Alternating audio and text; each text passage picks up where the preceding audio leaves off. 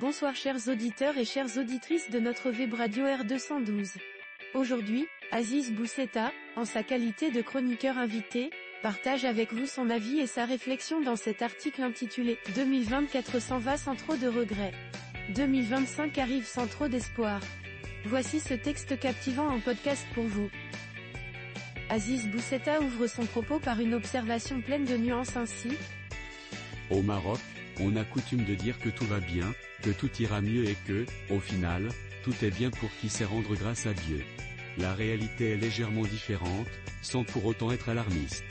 Loin de là, mais bon, il faut reconnaître aussi que tout ne va pas au mieux dans le meilleur des royaumes, et des mondes aussi. Petit tour d'horizon sur cette année 2024 ni rose, ni morose.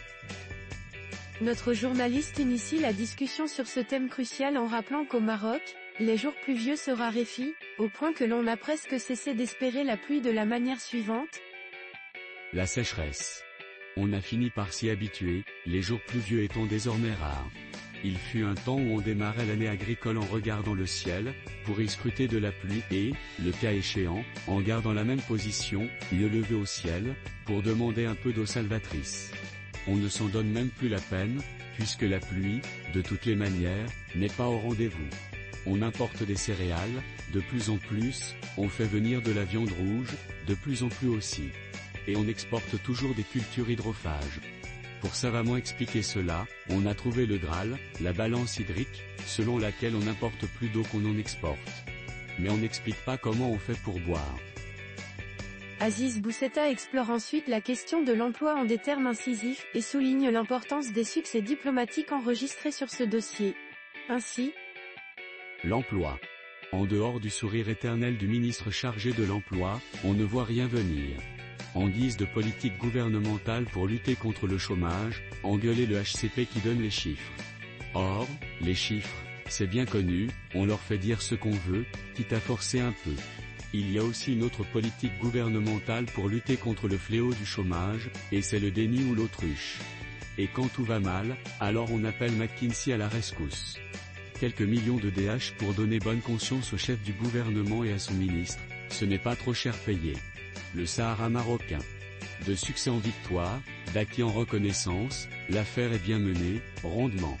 Nasser Bourita veille, Omar Hilal surveille, l'autre monde se recroqueville, part en vrille. Darla se développe, la Aïoun se développe, l'adhésion internationale à notre souveraineté se développe. Les voisins nous insultent, signe et preuve qu'on marque des points. De toutes les manières, au Sahara, occidental ou marocain, on est chez nous.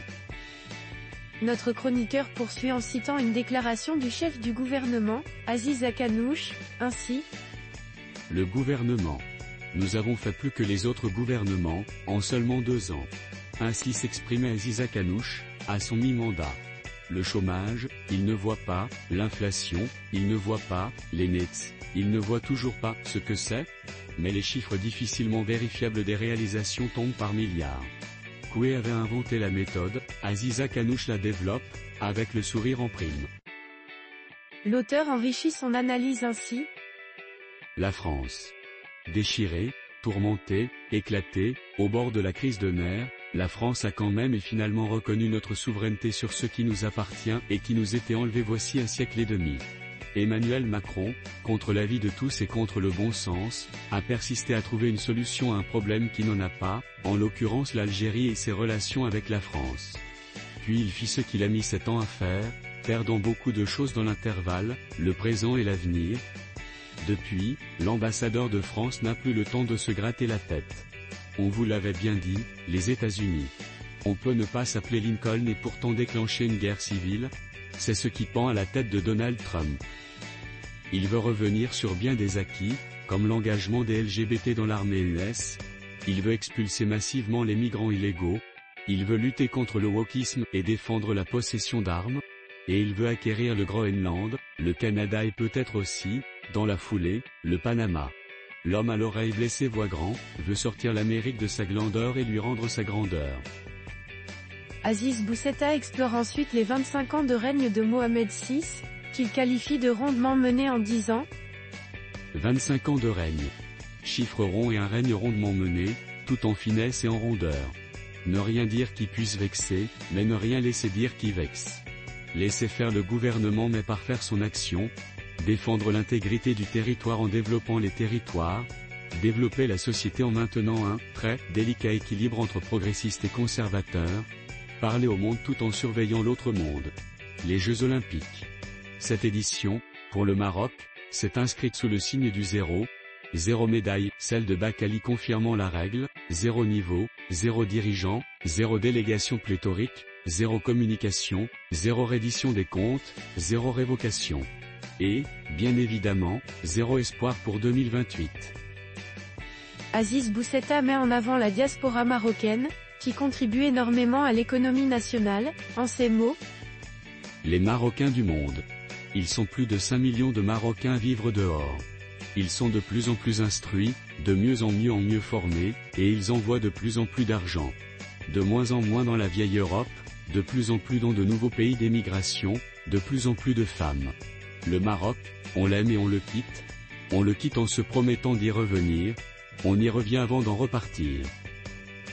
L'auteur conclut en abordant la question des réformes nécessaires du Code de la famille, en ces termes. La Moudawana. Elle doit changer parce que le Maroc a changé et il doit encore plus changer. Les femmes ne sont pas les égales de l'homme, et elles doivent le devenir. Elles exercent les mêmes professions, elles subissent les mêmes pressions mais elles sont défavorisées en matière de succession. Elles gardent les meubles mais n'ont pas le droit de garde. Elles sont sous la tutelle du monsieur mais n'ont pas la tutelle de la progéniture. Elles peuvent être mariées jeunes avec de gros vicieux, sexagénaires mais nantis. Tout cela doit changer, mais Abdelila Benkiran et ses frères et sœurs ne l'entendent pas de cette oreille. Abdelila Benkiran, et quand on parle de l'ancien chef du gouvernement, voilà qu'il se rappelle à notre bon souvenir. Tonitruant et gesticulant, criant et admonestant, jurant et excommuniant, il ne sait plus où donner de la barbe. Qu'il dise ce qu'il veut, car ainsi est la liberté d'expression, mais puisse-t-il ne plus insulter son prochain comme un charretier, il est quand même ancien chef du gouvernement. Aziz Akanouche. Il dit qu'il délivre, mais il ne livre jamais sa pensée, car il doit bien en avoir une, il croit fondre les eaux mais c'est son paquebot gouvernemental qui prend l'eau, avec ses dérives et ses travers.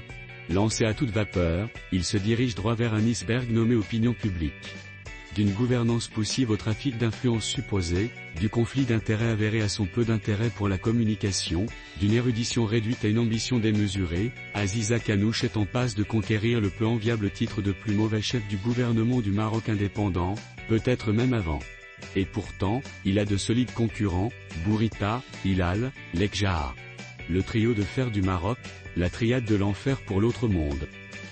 À l'évocation de leur nom, Tebboune ne dort plus et Changri a esprit de démangeaison.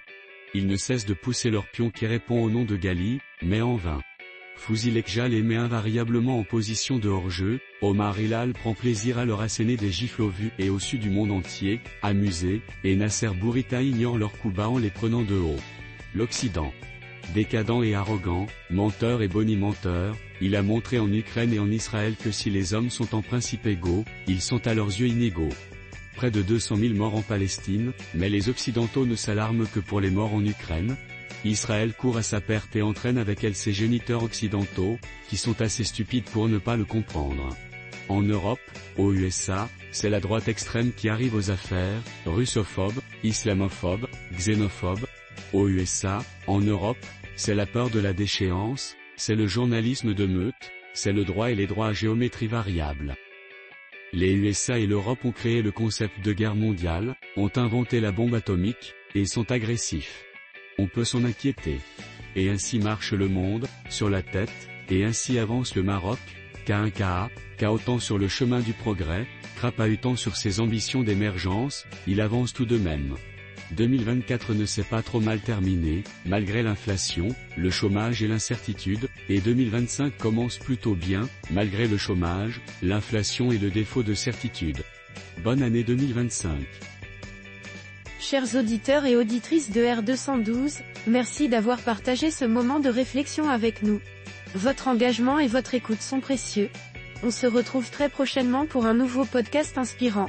Avec toute notre gratitude, l'équipe de R212.